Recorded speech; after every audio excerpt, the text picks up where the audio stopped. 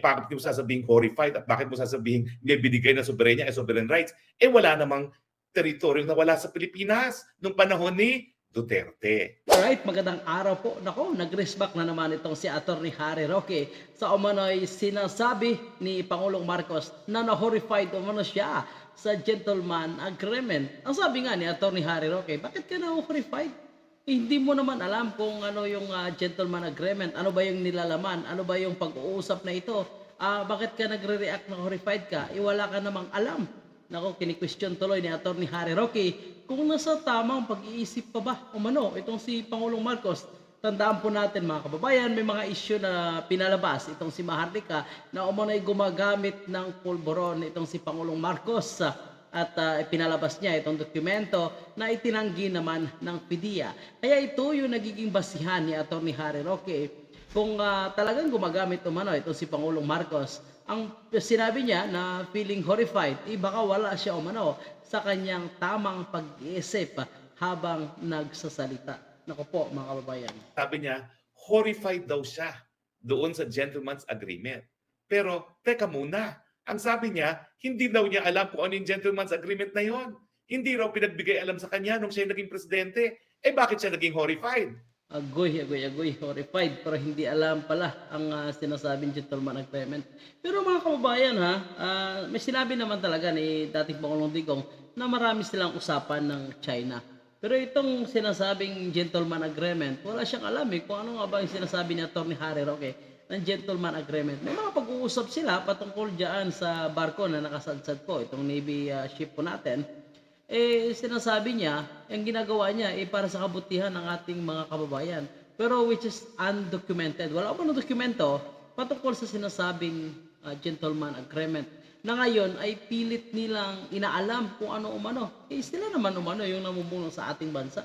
So kung ano yung gusto nilang gawin ngayon, hindi gawin nila.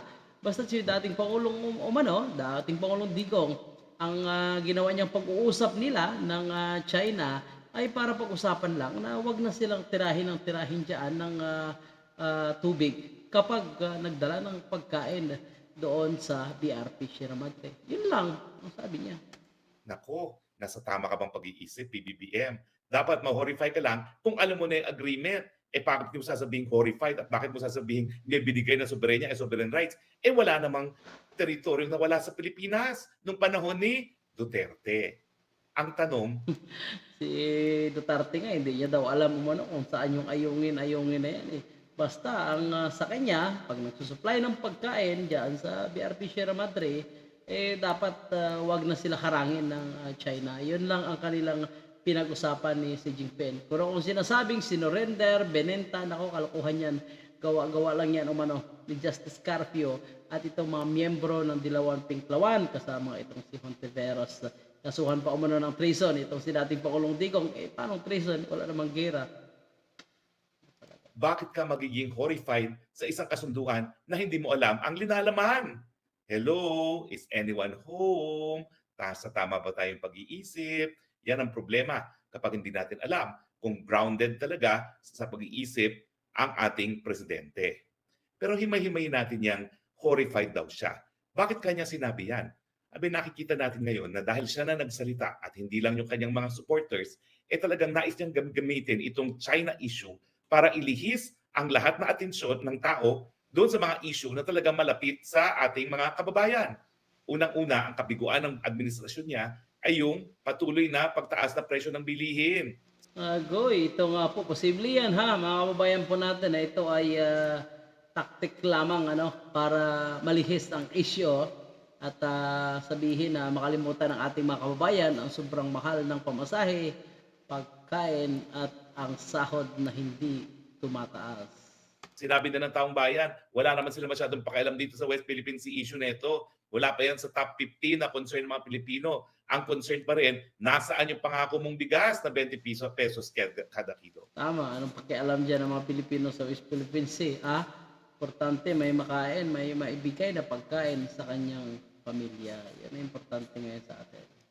Pangalawang concern nila, yung kawalan ng trabaho at syempre, yung kababaan ng sweldo. So linilihis ang issue. Bakit? Kapag hindi ka makadeliver sa iyong mga pangako, lalong-lalo na doon sa bigas, syempre ang gagawin mo, gagalitin mo yung taong bayan para magsama-sama at pag nagalit na, naging natrato ng kalaban ng China, siyempre hindi nila iisipin kung ano yung tunay na problema ng bayan. Pero PBBM, mali ka dyan. Kasi kapag sumakit ang tiyan dahil sa gutom, kahit anong gawin mong lihis sa issue, kahit anong gawin mo na pagalitin ng tao sa China, malalaman ng tao, ang problema ay problema pa rin sa kabiguan ng iyong pangako na gawing 20 pesos kada kilo ang bigas. Bakit mo kasi ginawa yung pangakong yun? Magkakasama naman tayo. Wala naman nagbigay sa'yo ng ganyang advice. Pero on your own, ginawa mo yung pangakong yan. Eh siyempre, kapag ikaw ay politiko at nangako ka, susukatin yung inyong paninilbihan sa pagkukumpira kung anong pinangako, kung anong nag-deliver. Pangalawa, dahil nga linilihis mong issue doon sa tunay na problema ng bayan, meron pang isang issue na linilihis mo. Itong nailabas ng dokumento ni Maharlika tungkol sa iyong paggamit ng pinagbabawal na gamot. Yan talaga ngayon ang number one issue sa bayan bukod pa doon sa pagtaas ng presyo ng bilihin. Bakit? Eh kasi nga, nauna na nagsalita si Duterte, dating Presidente Duterte, na nagkaroon siya ng ebidensya, pinakitaan siya ng ebidensya ng PIDEA na gumagamit ka ng pinagbabawal na droga. Tapos pangalawa, ayan na, may dalawang dokumento na lumabas, isang pre-operation report at saka isang operation report na nagsasabi nga na dapat daw magkakaroon ng operation habang gumagamit ka di umano ng pinagbabawal na gamot kasama ka sa artista sa 43C, Rockwell, Makati, no?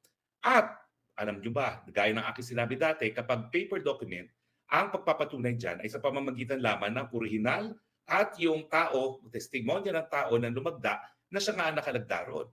At lumabas na nga yung ahente at sumulat. At ang sabi niya, naku, public knowledge yan. Nung ako'y nag-interview ng confidential informant tungkol dito sa paggamit ni PBBM ng droga nung panahon noon ng 2012. At ako pa ang kumuha ng sinumpaang side-by-side ng confidential informant. At matapos ko makuha yung mga salaysay na yun, ginawa ko yung mga dokumento. Pero ang sinabi ng ahente, hindi siya ang nag-leak dahil yan ay sinecure niya sa premises ng PIDEA. So, inamin niya na siya yung gumawa noong pre-operation report at yung operation report, yung surveillance report. O ano ibig sabihin niyan? Pinatutuhanan niya na meron ang ebidensya ang PIDEA na gumamit ng pinagbabawal na gamot ang PBBM noong 2012. Yun, mga kababayan po natin. Dahil lumabas na umano itong PIDEA na nagpirma doon sa report pero hindi siya umano yung nagbigay kay Maharlika. So ang tanong nga mga kababayan po natin, totoo kaya ang sinasabi ni Atty. Harry Roque na posibleng na-impluwensyahan ang mga desisyon ng ating Pangulo? Anyway mga kababayan po natin, abangan po natin kasi mas gusto nga ni dating Pangulong Digong na ipatawag siya sa pagdinig sa Senado man o sa House of Representatives at handa siyang magsalita at ipaliwanag. Sabi nga ni Senator Bato de la Rosa, alam natin na palaban naman itong si dating Pangulong Digong na handa itong sumagot at hindi aatras sa anumang hamon kung sakaling ipapatawag. Dahil para sa kanya, wala siyang ginawang masama at labag sa ating batas. Bilang isang abogado, ginamparan niya lang umano bilang presidente ang kabutihan, para sa kabutihan ng mga Pilipino, which is yun nga, para maiwasan ang gulo at masamang encounter diyan sa West Philippines. Kaya nagkaroon sila ng pag-uusap ng China, which is nilinaw niya undocumented kung ito ba ang tinatawag nilang secret agreement o gentleman agreement. Yun po yung ating update. At huwag kalimutan mag-follow, mag-subscribe sa ating social media platform. Naku po, maraming salamat.